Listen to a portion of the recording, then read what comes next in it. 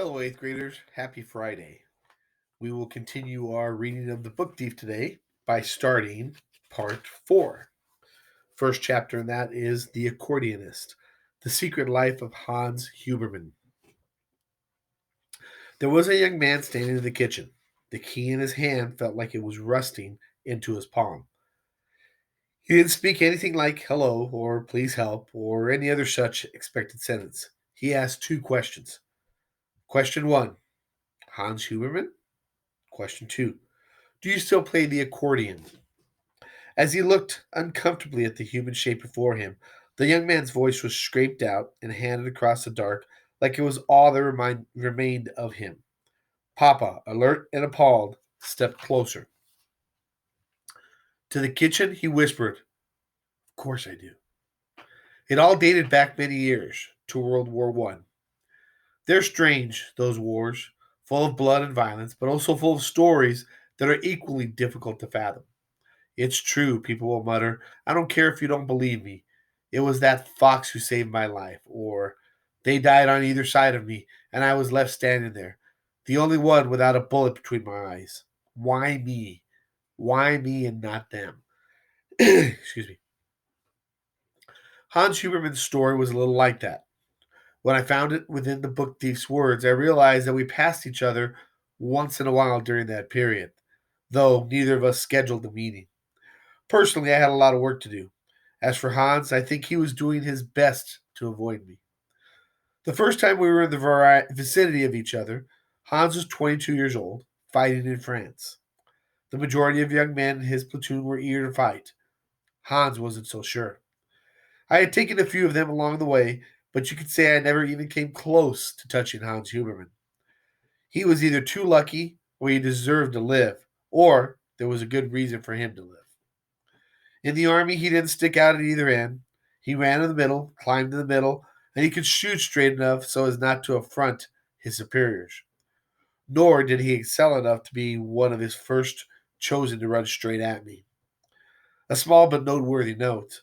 I've seen so many young men over the years who think they're running at other young men. They're not. They're running at me. He'd been in the fight for almost 6 months when he ended up in France, where, at face value, a strange event saved his life. Another perspective would suggest that, in the nonsense of war, it made perfect sense. On the whole, his time in the Great War had astonished him from the moment he entered the army. It was like a serial, day after day after day after day.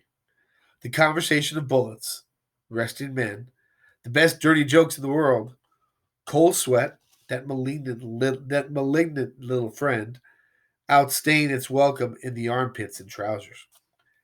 He enjoyed the card games the most, followed by a few games of chess, despite being thoroughly pathetic in it. And the music, always the music. It was a man a year older than himself, a German Jew named Eric Vandenberg, who taught him to play the accordion. The two of them gradually became friends due to the fact that neither of them was terribly interested in fighting. They preferred rolling cigarettes to rolling in snow and mud. They preferred shooting craps to shooting bullets. A firm friendship was built on gambling, smoking, and music, not to mention a shared desire for survival. The other trouble with that was that Eric Vandenberg would later be found in several pieces on a grassy hill. His eyes were open and his wedding ring was stolen. I shoveled up his soul with the rest of them, and we drifted away. The horizon was the color of milk, cold and fresh, poured out among the bodies. That all that really left was of Eric Vandenberg. All that was really left of Eric Vandenberg was a few personal items and the fingerprinted accordion. Everything but the instrument was sent home. It was considered too big, almost with self-reproach. It sat on his makeshift bed at the base camp and was given to his friend, Hans Huberman, who happened to be the only man to survive. He survived like this. He didn't go into battle that day. For that, he had Eric Vandenberg to thank, or, more to the point, Eric Vandenberg and the sergeant's toothbrush. That particular morning, not too long before they were leaving, Sergeant Stephen Snyder, pasted into the sleeping quarters, and called everyone to attention. He was popular with the men for his sense of humor and practical jokes, but more so for the fact that he never followed anyone into the fire. He always went first. On certain days, he was inclined to enter the room of resting men and say something like, "Who comes to pacing?" or "Who's good with mathematics?" or, in the fateful case of Hans Huberman, "Who's got neat handwriting?" No one ever volunteered, not after the first time he did it. On that day, an eager young soldier named Philip Slink stood proudly up and said, "Yes, sir, I came from pacing." He was promptly handed a toothbrush and told to clean the shithouse. When the sergeant asked who had the best penmanship, you can surely understand why no one was keen to step forward. They thought they might be the first to receive a full hygiene inspection or scrub an eccentric lieutenant's shit trampled boots before they left. "Now come on," Snyder toyed with him. Slapped down with oil, his hair gleamed, though a small piece was always upright and vigilant at the apex of his head. At least one of you useless bastards must be able to write properly. In the distance, there was gunfire. It triggered a reaction. "Look," said Snyder, "this isn't like the others. It will take all morning, maybe longer." He couldn't resist a smile. Slink was polishing that shithouse while the rest of you were playing cards. But this time you're going out there. Life or pride. He was clearly hoping that one of his men would have the intelligence to take life. Eric Vandenberg and Hans Huberman glanced at each other. If someone stepped forward now, the platoon would make his life a living hell for the rest of their time together. No one likes a coward. On the other hand, if someone was to be nominated, still, no one stepped forward, but a voice stooped out and ambled toward the sergeant. It sat at his feet, waiting for a good kicking. It said, "Huberman, sir." The voice belonged to Eric Vandenberg. He obviously thought that today wasn't the appropriate time for his friend to die. The sergeant paced up and down the passage of soldiers. "Who said that?"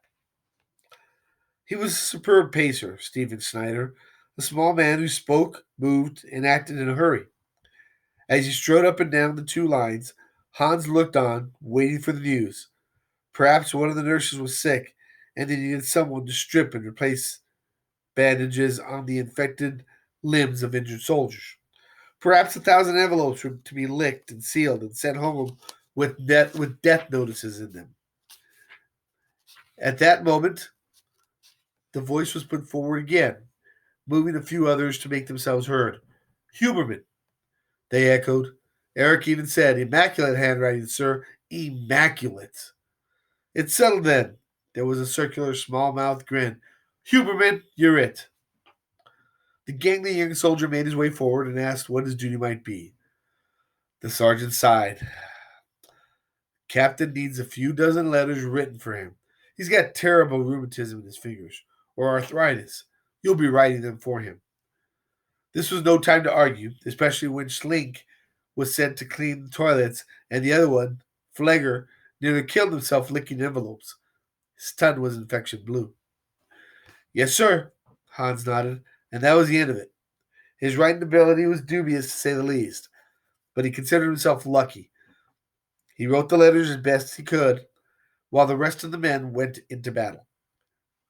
None of them came back. That was the first time Hans Huberman escaped me, the Great War. A second escape was still to come, in 1943 in Essen. 2 wars for 2 escapes. Once young, once middle-aged. Not many men are lucky enough to cheat me twice. He carried the accordion with him during the entirety of the war. When he tracked down the family of Eric Vandenberg in Stuttgart upon his return, Vandenberg's wife informed him that he could keep it. Her apartment was littered with them, and it upset her too much to look at that one in particular. The others were a reminder enough, as was her once shared profession of teaching it. "He taught me to play," Hans informed her, as though it might help. Perhaps it did, for the devastated woman asked if he could play it for her, and she silently wept as he pressed the buttons and keys of a clumsy Blue Danube waltz. and it was her husband's favorite. You know, Hans explained to her, he saved my life. The light of the room was small and the air restrained. If there's anything you ever need, he slid a piece of paper with his name and address on it across the table. I'm a painter by trade. I'll paint your apartment for free whenever you like. He knew it was useless compensation, but he offered anyway. The woman took the paper, and not long after, a small child wandered in and sat on her lap. This is Max, the woman said, but the boy was too young and too shy to say anything. He was skinny with soft hair, and his thick, murky eyes watched as the stranger played one more song in the heavy room. From face to face, he looked on as the man played and the woman wept. The different notes handled her eyes. Such sadness. Hans left. You never told me, he said to a dead Eric Vandenberg and the Stuttgart skyline. You never told me you had a son. After a momentary head-shake and stoppage, Hans returned to Munich, expecting never to hear from those people again. What he didn't know was that his help would most definitely be needed, but not for painting, and not for another 20 years or so. There were a few weeks before he started painting. In the good weather months, he worked vigorously, and even in winter, he often said to Rosa that business might not be pouring, but it would at least drizzle now and again. For more than a decade, it all worked.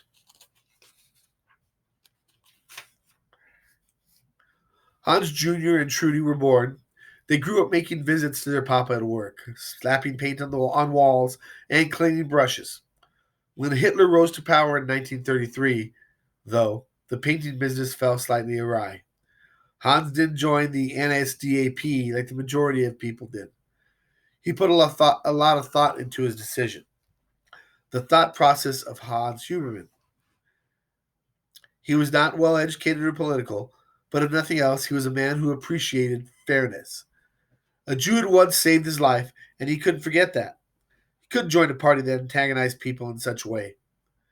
Also, much like Alex Steiner, some of his most loyal customers were Jewish.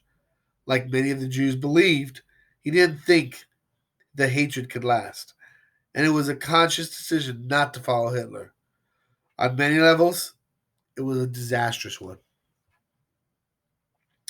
Once the persecution began, his work slowly dried up. It wasn't too bad to begin with, but soon enough, he was losing customers.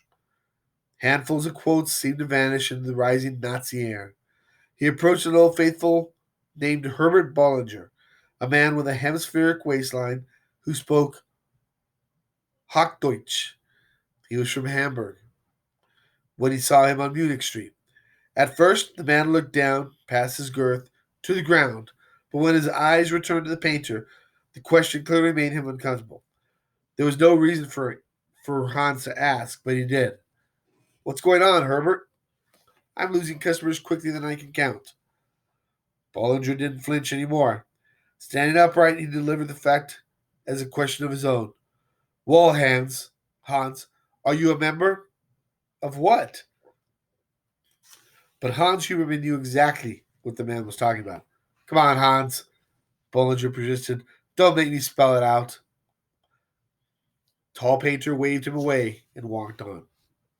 As the years passed by, the Jews were being terrorized at random throughout the country, and in the spring of 1937, almost to his shame, Hans Huberman finally submitted. He made some inquiries and applied to join the party. After lodging his form at the Nazi headquarters on Munich Street, he witnessed four men throw several bricks into a clothing store named Kleinmann's. It was one of the few Jewish shops that was still in operation in Mulching. Inside, a small man was stuttering about, crushing the broken glass between his feet as he cleaned up. A star the color of mustard was smeared to the door. In sloppy lettering, the words Jewish filth were spilling over at the edges. The movement inside tapered and hurried to morose, then stopped altogether. Hans moved closer and stuck his head inside. Do you need some help? Mr. Kleinman looked up. A dust broom was fixed powerlessly to his hand. No, Hans, please go away. Hans had just painted Joe Kleinman's house the previous year. He remembered his three children. He could see their faces, but couldn't recall their names. I'll come tomorrow, he said, and repaint your door. Which he did. It was the second of two mistakes. The first occurred immediately after the incident. He returned to where he'd come from and drove his fist onto the door and then the window of the NSDAP. The glass shuddered, but no one replied. Everyone had packed up and gone home. A last member was walking in the opposite direction. When he heard the rattle of the glass, he noticed the painter. Came back and asked what was wrong. I can no longer join, stated. The man was shocked. Why not? Hans looked at the knuckles of his right hand and swallowed. He could already taste his error, like a metal tablet in his mouth. Forget it, he turned and walked home. Words followed him home. You just think about it, Herr Huberman. Let us know what you decide. He did not acknowledge them. The following morning, as promised, he rose earlier than usual, but not early enough. The Dort Kleinman's clothing was still moist with dew. Hans dried it. He managed to match the color as close as humanly possible and gave it a good, solid coat. Innocuously, a man walked past. Heil Hitler, he said. Heil Hitler, Hans replied. Three small but important facts. 1. The man who walked past was Rolf Fischer, one of Mulching's greatest Nazis. 2. A new slur was painted on the door within 16 hours. 3. Hans Huberman was not granted membership at the Nazi Party. Not yet, anyway. For the next year, Hans was lucky that he didn't revoke his membership application officially. While many people were instantly approved, he was added to a waiting list, regarded with suspicion. Toward the end of 1938, when the Jews were cleared out completely after Kristallnacht, the Gestapo visited. They searched the house, and when nothing or no one suspicious was found, Hans Huberman was one of the fortunate. He was allowed to stay. What probably saved him was that people knew he was at least waiting for his application to be approved. For this, he was tolerated, if not endorsed as the competent painter he was. Then there was his other savior. It was the accordion that most likely spared him from total ostracism. Painters there were from all over Munich, but under the brief tutorage of Erich Vandenberg and nearly 2 decades of his own steady practice, there was no one in Mulching who could play exactly like him. It was a style not of perfection but warmth. Even mistakes had a good feeling about them. He Heil Hitlered when it was asked of him, and he flew the flag on the right days. There was no apparent problem. Then, on June 16, 1939, the date was like cement now. Just over 6 months after Liesl's arrival on Himmel Street, an event occurred that altered the life of Hans Huberman irreversibly. It was a day in which he had some work. He left the house around 7 a.m. sharp, or at 7 a.m. sharp. He towed his paint cart behind him, oblivious to the fact that he was being followed. When he arrived at the worksite, a young stranger walked up to him. He was blond and tall and serious. The pair watched each other. Would you be Hans Huberman? Hans gave him a single nod. He was reaching for a paintbrush. Yes, I would. Do you play the accordion by any chance? This time, Hans stopped, leaving the brush where it was. Again, he nodded. The stranger rubbed his jaw, looked around, and then spoke with great quietness, yet great clarity. Are you a man who likes to keep a promise? Hans took out 2 paint cans and invited him to sit down. Before he accepted the invitation, The young man extended his hand and introduced himself. My name's Kugler, Walter. I come from Stuttgart. They sat and talked quietly for 15 minutes or so, arranging a meeting for later on in the night. A good girl. In November 1940, when Max Vandenberg arrived in the kitchen of 33 Himmel Street, he was 24 years old. His clothes seemed to weigh him down, and his tiredness was such that an itch could break him in two. He stood shaking and shaken in the doorway. Do you still play the accordion? Of course, the question was really, will you still help me? Lisa's papa walked to the front door and opened it. Cautiously, he looked outside, each way, and returned. The verdict was nothing. Max Vandenberg, the Jew, closed his eyes and drooped a little further into safety. The very idea of it was ludicrous, but he accepted it nonetheless. Hans checked that the curtains were properly closed. Not a crack could be showing. As he did so, Max could no longer bear it. He crouched down and clasped his hands. The darkness stroked him.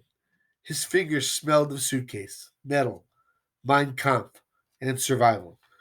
It was only when he lifted his head that the dim light from the hallway reached his eyes. He noticed the pajamaed girl standing there in full view. Papa? Max stood up like a struck match. The darkness swelled now around him. Everything's fine, Liesel, Papa said. Go back to bed. She lingered a moment before her feet dragged from behind. When she stopped and stole one last look at the foreigner in the kitchen, she could decipher the outline of a book on the table. Don't be afraid, she heard Papa whisper. She's a good girl.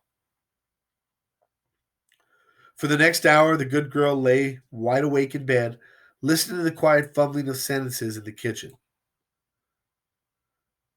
One wild card was yet to be played. So that's our reading for Friday and for the week. I hope you all enjoy your weekend, and we will talk again on Monday.